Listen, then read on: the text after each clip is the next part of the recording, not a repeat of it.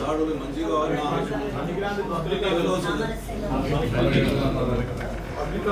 మన మీద ప్రజలు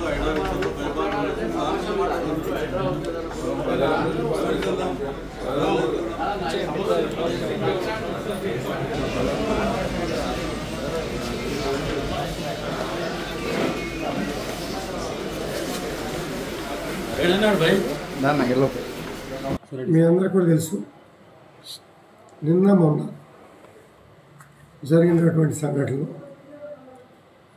తీవ్రంగా నిన్న జరిగినటువంటి సంఘటన ఒక శాసనసభ్యుడు నా ఇంటి మీదకి వచ్చి జెండా ఎగరేస్తా నాకు చెప్పకుండా ఒక మీడియా ద్వారా ఒక పత్రిక ద్వారా సవాలుగా మాట్లాడినటువంటి తీరు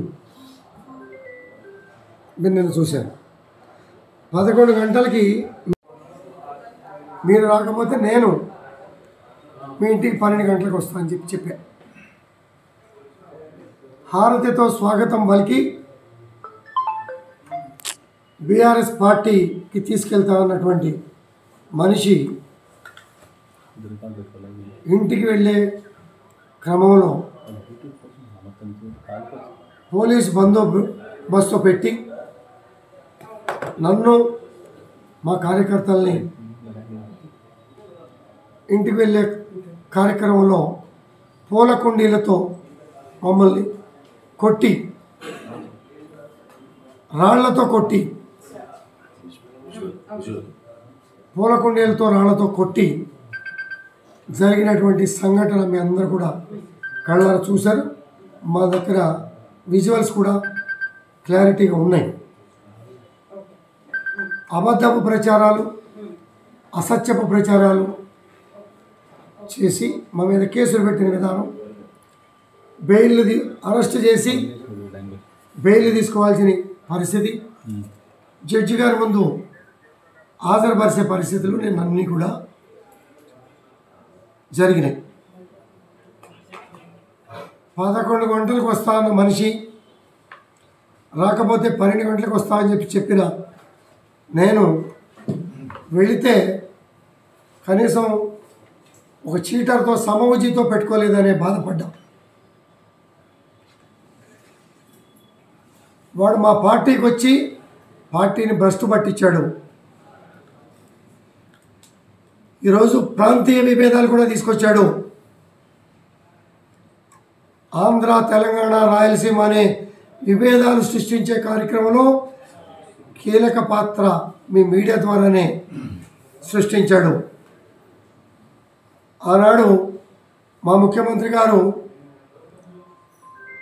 ఏ ప్రాంతం వాళ్ళకైనా కాళ్ళలో ముళ్ళు గుచ్చుకుంటే పంటితో తీస్తా అనే భావనతో కలుపుకుపోయినటువంటి పరిస్థితి, అన్ని రంగాల్లో కలుపుకుపోయినటువంటి పరిస్థితిని విచ్ఛిన్నం చేసే విచ్ఛిన్న శక్తులని పక్కన పెట్టుకొని కొంతమంది ఎమ్మెల్యేలను కూడా పక్కన పెట్టుకొని మీడియా సమావేశంలో ప్రాంతీయ విభేదాలు తీసుకొచ్చిన విషయం మీ అందరికీ కూడా తెలుసు. అది ఆ శాసనసభ్యుడి స్టాండా, పార్టీ స్టాండా, పార్టీ అధ్యక్షుడి స్టాండా అనేది నిర్ణయం తీసుకోవాల్సిన అవసరం కేసీఆర్ గారి మీద, నా సహచర శాసనసభ్యుల మీద ఉన్నదన్న విషయాన్ని నేను గుర్తు చేస్తా ఉన్నాను. చాలామంది సీనియర్ శాసనసభ్యులు ఉన్నారు, మిత్రులు శాసనసభ్యుల మీద ఉన్నదన్న విషయాన్ని నేను గుర్తు చేస్తా ఉన్నాను. చాలామంది సీనియర్ శాసనసభ్యులు ఉన్నారు, మిత్రులు శ్రేయభిలాషులు ఉన్నారు. ఎవరు ఎప్పుడు కూడా ఈ 10 ఏళ్లలో ఇలాంటి వ్యాఖ్య రానివ్వలేదు. ఒక చీడ పొరుగులాగా 2.5 సంవత్సరాల పార్టీలో చేరి ఎమ్మెల్సీ తీసుకొని మాయమాటలు చెప్పి మా మిత్రుడు ఈటెల రాజేంద్ర గారు 2 చోట్ల నిలబడితే 2వ చోట కాన్సన్ట్రేషన్ చేయలేక